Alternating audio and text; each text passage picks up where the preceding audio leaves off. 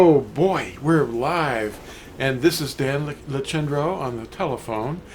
He's not here in the studio with me, and my name is Lou White. Welcome, Dan. Hi, Lou. How you doing? We're fine. Oh, that's good. That's good. Yeah, you mentioned a minute ago that we have some very strange things this spring here, and I said, yeah, that's a good word. That's a good word to use. I didn't really know what we were going to talk about today, and I think you kind of said the same thing, and it's like something kind of came to me, and it's like I just blurted it out. Well, we're Natsarim. So what are we? We're watchmen. We're branches. We are extensions of the truth, who is Yahusha, and we're here to expose the lies that are being told in a way in such that it's not threatening to anyone, but just to make people think and open their eyes and ask questions and look around. Because remember, truth doesn't need to be defended. It'll take care of itself in due time. So that's kind of where we're at right now here. Yeah. NASA actually claimed to have discovered some evidence that there's an alternative universe, and they seem to believe that it's going in the opposite direction in terms of time, and the events are all backwards and everything's twisted around. But I think that's the one we live in. What do you think? No, that could very well be. Yep. Yeah. I think they discovered their own universe and went, whoa. Yeah, that's very possible. Well, you see, the thing is the people at the upper echelon in the world, that small community of power, they have the illusion of being in power when, in fact, they're really not in control. No. Yahuwah is in control of everything, and he simply allows things to happen so far as he sees fit. But it will be the undoing of man's ideas that will be his downfall. Yeah. And that's why, we have to be sure that we understand what Yahuwah's will is for our life and what we're supposed to be doing. We have to look at the world and at ourselves more than anything through his perspective. Yeah. Because he sees things as they really are. We view things from a very, very misguided perspective. Like, for example, Christmas, or the esoteric idea of Nimrod being reborn, and all these articles that people can download for free at Torazone.net. And it's like, oh boy, I think this is half of them here. I've got a big pile here. It's several inches thick. And like you were saying, what are Natsarim? And why are we here? Well, we're the watchmen. We're supposed to see these things that are coming on the horizon, and we're supposed to warn people. Their time is short. I mean, how are they going to know if they're not told? See, so we're trying to wake people up out of this slumber that they're in. They're in a dream state, it seems like. I mean, you look at their faces, and they're blank. They have no, I don't know what the word is. Like they have an alternative consciousness that's keeping them asleep. Yes, there's been movies made about that. Like, yeah, well, there's a number of them actually. The dream that they're in, and when we come along and wake them up, see, we have weapons. The weapons of our warfare are for the tearing down of strongholds. And people think, strongholds, what's that? Because they're in a dream state and they've been trained by their pastors that strongholds are like legalism or some idea of you working your salvation out, or any number of different things, like sacraments, like where are the sacraments exactly? Yeah. It's all Hindu stuff, lighting candles, praying to the dead. That's necromancy. But we're here to wake them up and say, you need to contact the one that is appealing to you, to pledge yourself to him and obey him, because we're the servants of the one that we obey.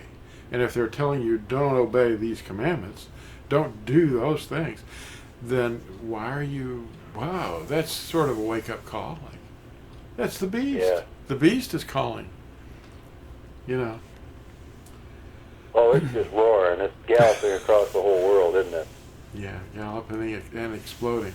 And the governments are kind of, I think it's like I was saying in one of my books, all the governments of the world are like neighborhood gangs, and they're all wanting to take over the territories, and I started seeing the word territories on videos, they're saying in all territories, and they all gang up together sometimes under some weird, mysterious method, and they say, okay, everybody's wearing masks. Yeah, it's a nasty thing. It's there's all these factions out there that are vying for top dog status. Yeah. But there is one that's behind, as far as the nations are concerned. It's the United Nations. Mm-hmm. And all you really got to do is, they're kind of quiet players, but if you just watch what they're doing, what they're saying, it's like they're not threatening. They're like, this is kind of what we see and what we want to do. We're inviting you all to join us. Yeah. And it seems to me that the consequences are becoming worse and worse if you don't join. It's just kind of a different thing that we're in right now. But there's just so much lying going on, and the people they're in a state of fear because they don't have a foundation. They don't have the foundation. They're on shifting sand, and that's not a good place to be because time is short, Well, there's syncretism going on all the time, and Natsarim are showing people, hey, wake up, that stuff's not right, It's fertility symbols and steeples and pumpkins and Christmas trees. Every single idolatrous thing that people do seems clean and good, but it's actually hated by Yahuwah. It's just the opposite. Yeah. But well, it's a perspective thing. They're not looking at it from his perspective, and he says very clearly, in his word, these are abominations. I hate these things. And that's just that's the way we got to see it. And it's not about people. It's about teaching and habits that we've been handed down from past generations. So you've got to break that circle. Yeah, it's all based on sun worship and ancient cultures that worship the sun by many names, and it all boils back to, extends back to the empire of Nimrod, and after his death and all that, That's Santa Claus. That's who Nimrod is, the sun deity. By any other name, I mean, every solar deity that ever existed is really Satan under the guise of the original king, Nimrod. Even the Masons know that. Yeah. They know. Yeah, they do. Well, that's the thing is you get folks that are saying that, well, God has many names. Well, no, he has one name, many offices. Yeah. Whereas the enemy, does have many names. Oh, yes. He goes by anything. Oh, yeah. You don't care. As long as you're not giving the worship or the praise to the true Creator. That's all he cares about. Just to divert it, change it, turn it into wormwood. Yep. And the Fall of Babel article that I put out last month, I've got a couple articles that are tracks that I'm about to finish up with, but I mailed you a few copies of this. It just came 2 days ago, and it's called The Fall of Babel. Oh, let's turn it up.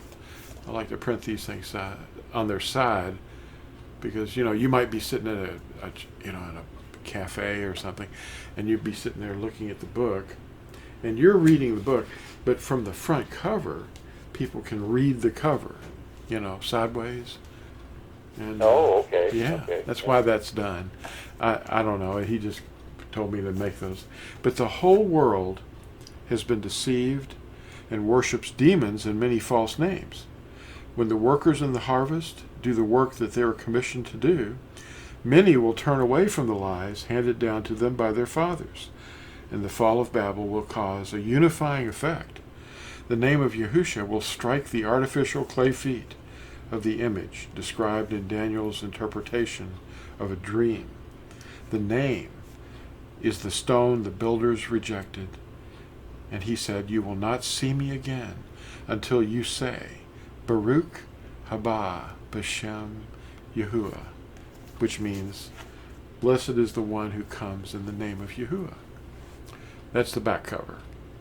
Mm-hmm. Yeah, that's good. And there's a stone that's going to, the stone is a metaphor for his name written on that stone. The one that receives that white stone that's going to strike the feet knows the name, and the others, they just hear it and they don't know what it means. But yeah, that's right. Yeah. A lot of Christians don't understand that scripture about the white stone. I mean, the ones I've talked to in the past, it doesn't seem to matter what they call themselves, what box they belong in, but they seem to think that white stone is a new name that they're going to be given themselves, and it's like, what? No, that's not what that means.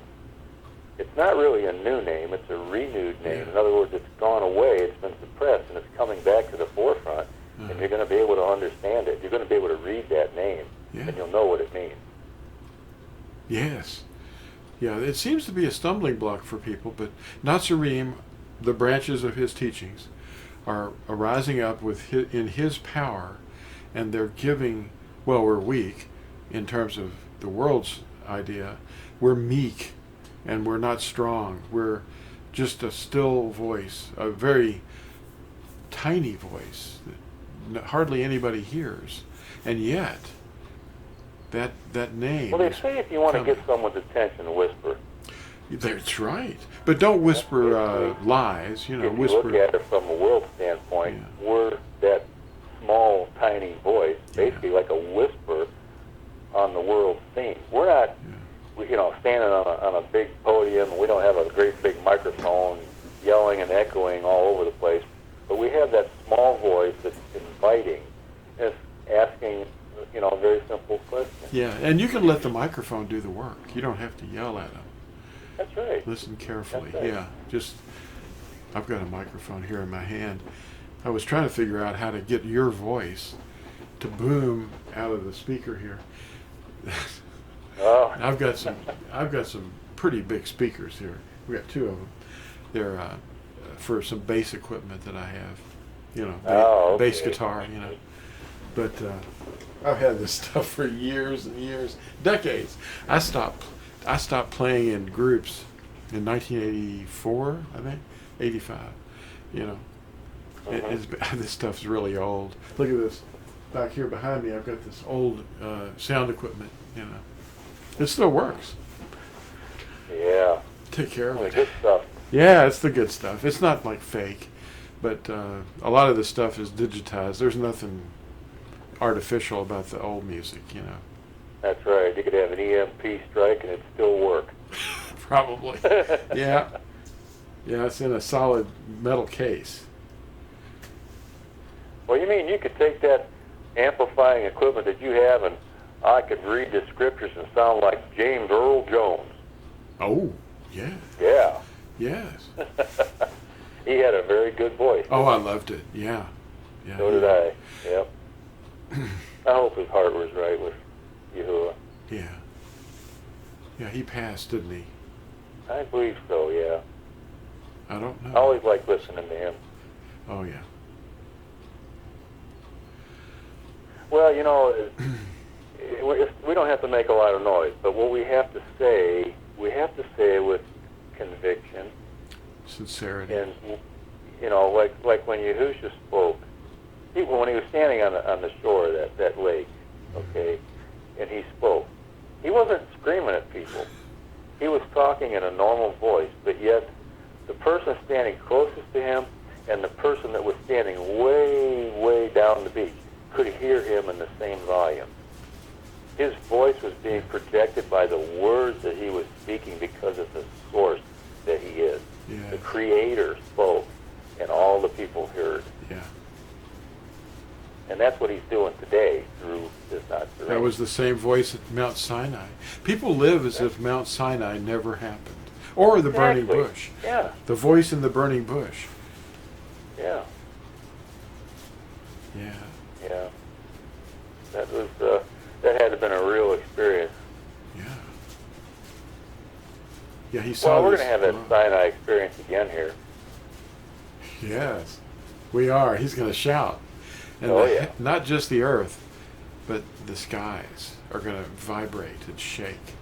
Everything. Everything's going to shake. Mm-hmm. And he's going to let loose one of these days. Oh, yeah. Man. Well, we want to draw people in. We don't want to say come in spite of them. We want to help them, to wake them up, let them hear the truth. And they go to their steeples and they wait for somebody to show them what this book means. And they don't know what to do. And they're taught not to do anything that's in that book. They don't say it that way, though. They say, well, you don't have to do anything in that book. And if you do anything in this book, then you're going against the blood of Yahusha. But that's not true. His Spirit is driving us to obey. We love obedience. He wants obedience. You can't just, you can't just say, well, I'll show you my belief by my disobedience. That's crazy. That's what we hear being taught. In effect, the outcome, the end result. Well, obedience requires action. I mean, we can't just sit there and just believe something. I mean, that's dead. Yeah, it's a dead belief. Yeah. That's right, exactly. And that's what all these circuses are teaching out there, is the dead belief. Just do this and that and you'll be okay. Well, that's not what our Creator says. No. This is the way. Walk in it. Yes. And you can't walk by sitting still. There's a scripture that came to mind there, to the Torah and to the testimony or the witness. If they do not speak according to this word, it is because they have no light of dawn. They have no daybreak. That's right. Well, what was it, Peter? He said, or Kepha, he said that in the last days, that in 2 Peter chapter 2, verse 2, that the way of truth would be maligned and thought of as being evil. The way of truth. Mm-hmm. The Ten Commandments, for example. Oh, you don't have to obey that. That's the old covenant. No, that's the eternal covenant. And his blood ended the old covenant, which was animal sacrifices. That's the old covenant, sacrificing animals. They're not going to start that up again, are they? I hope not. They want to. Yeah, they do. Yep. That'll be the proverbial straw that breaks the camel's back. If they ever start that up. Yeah. Can you imagine having died the way he did, Yahusha, on that stake, and then his blood offered for the sins of the world, his blood, which is the renewed covenant, and then they start up animal sacrifices again to cover what? And there's no ark, there's no high priest. We have a high priest by the original priesthood. And he's alive. He's alive. I know. It's awesome. He lives in us. We know him. And the one that knows him obeys his commandments. And you can see it. The one that does not know him might say, I know him, but does not guard his commandments is a liar. And the truth is not in him. So I don't know how people could be so deceived. They don't read and study to show themselves approved. But well, you know, when you're trying to figure out what the counterfeit is, the best thing to do is study the truth and learn it. Learn every aspect of that truth. And then when the counterfeit comes along, you'll be able to spot it. Don't study the counterfeit, because then you're going to forget what the truth is about.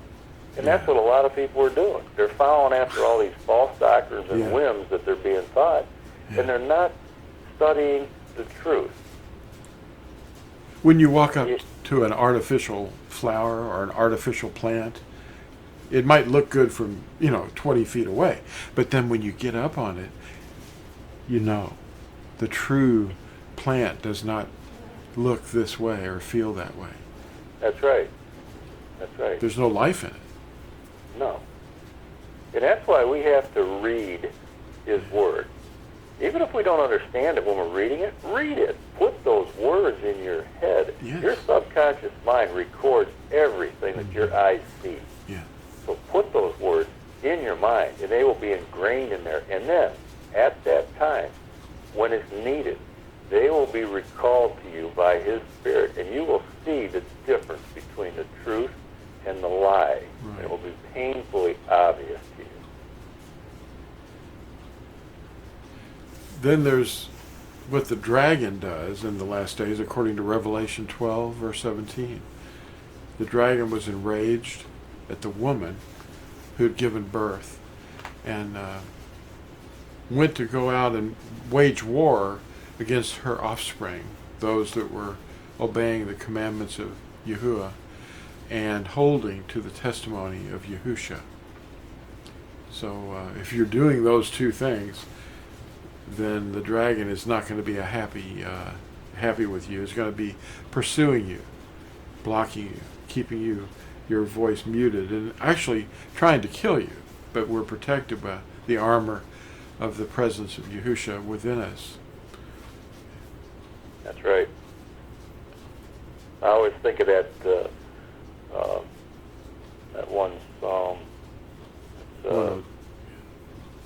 No weapon formed against you shall prosper. Yeah. And Yashayahu, or Isaiah 51, is another really interesting one. Mm-hmm. Yeah. Yeah, there's a lot in there. It's like, we have to know those promises. You can't be afraid.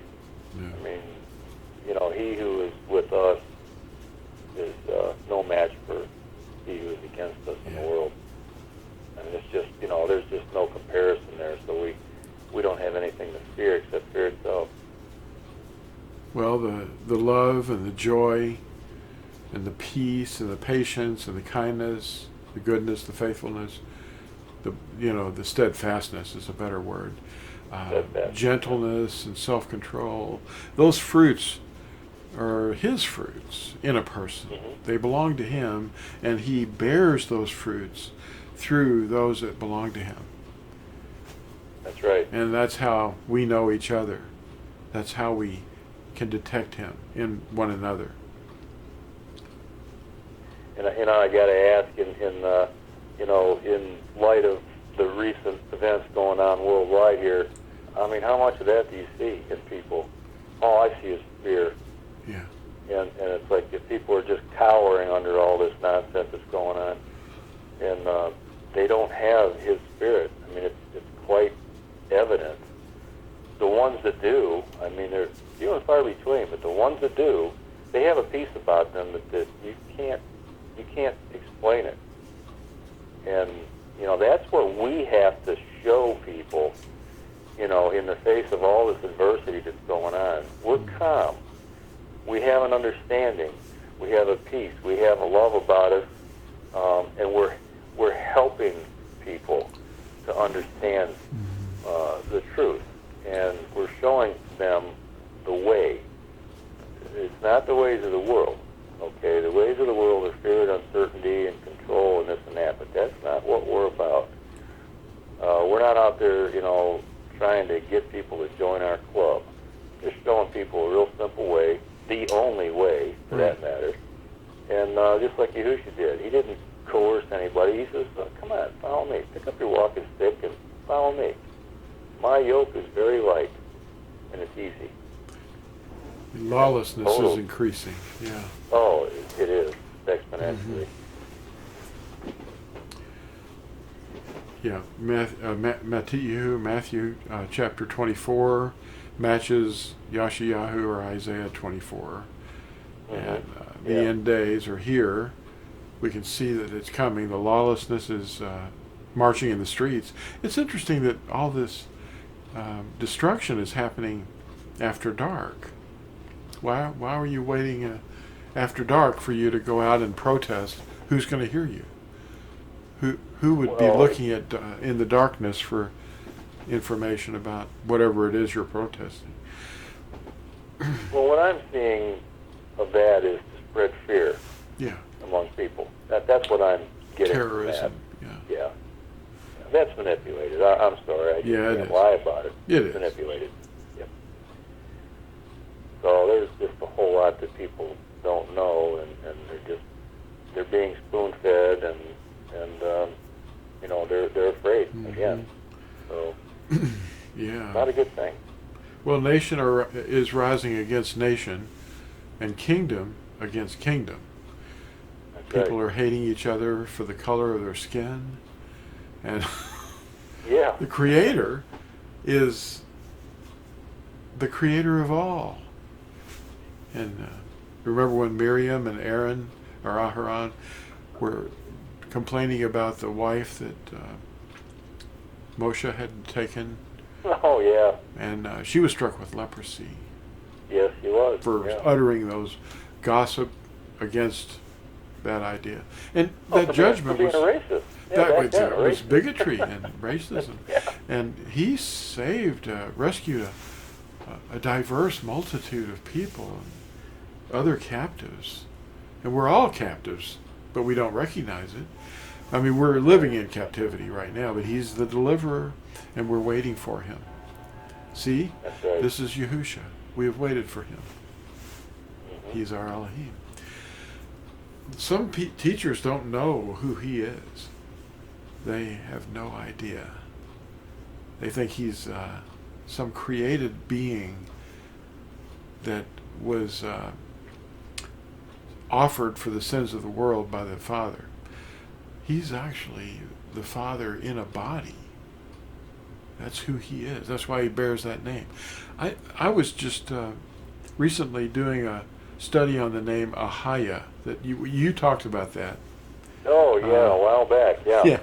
There's that one little misunderstood place at, what was it, Exodus or Shemoth, chapter 6. And, Shemoth, yeah. It was talking about how he will be known to his people. Yeah.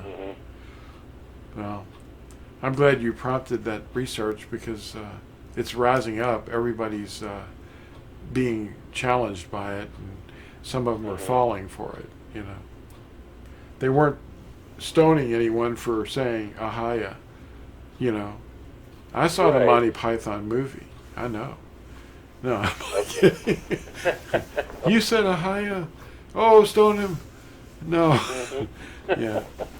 It's based on a same root, but it is a four-lettered word, but it isn't the same. The name is Yahuwah, and it's not Ahaya. Ahaya is a verb, and a name is a pronoun, a proper pronoun. Right. Name. Right. And it's I will be who I will be. Ahaya Asher Ahaya. That's right. And the person that was teaching in that one incident with you where you were prompted to ask me to do an article on, he was saying his name was Ehya or Asia. Yeah. Asia, and then that derives from the name Jesus. What? Yeah. Yeah. That's not at all the way it is. There's no J in Hebrew. No, never has been. Yeah. Never will be. It's just wrong. Right. Yeah, I've got his name here. Well, it's like I wrote to that one ministry. We're all babbling, speaking the English language, using Latin letters, thinking we know what we're talking about. You got to go back to the original Hebrew, and I'm not talking about the what they call modern Hebrew. That's nothing more than Babylonian. Yeah, that's the Babylonian script that Right. they brought back from Babel after 70 years. Yeah. Yeah. I mean, you become by beholding. So they're involved. They're watching these people with scribble this stuff, and then they, they start picking it up, and next thing you know, they forgot where they came from, and then we got all kind of a mishmash after that. Yeah, the real Hebrew looks like this. I'm holding a sticker up. And it's for those that are new. It reads from your right to the left. It's backwards from our method, and it's a yod, a hey, a ua, and a hey.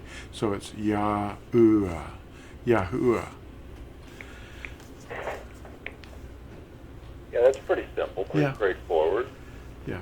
No. Once you've seen the name, it's easier to understand how to say it. He said this, what is it, Psalm 102, verse 3, this is written so that a generation yet to be created will call upon the name of Yahuwah.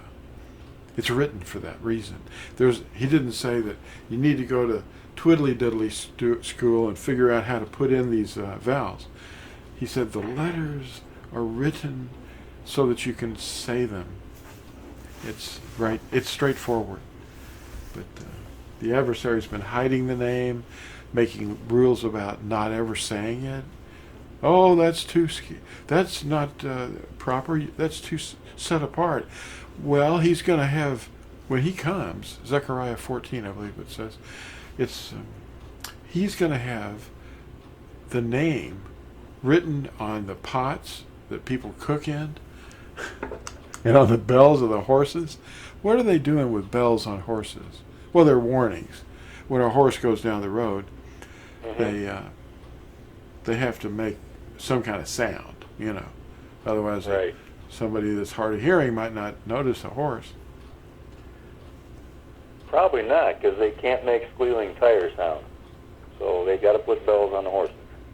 They don't have horns. No horns. Yeah. Yeah. Well, let's see what we've got in terms of minutes here, and maybe we're on overtime here, big time. Oh, 33. Yeah.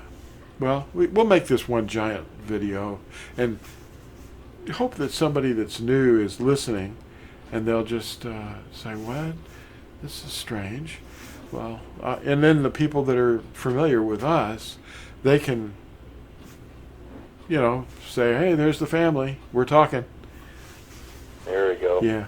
Well, thank you all for watching this, and share it with people who might have trouble understanding, because Natsarim are here to tear down strongholds and false reasonings. See y'all later.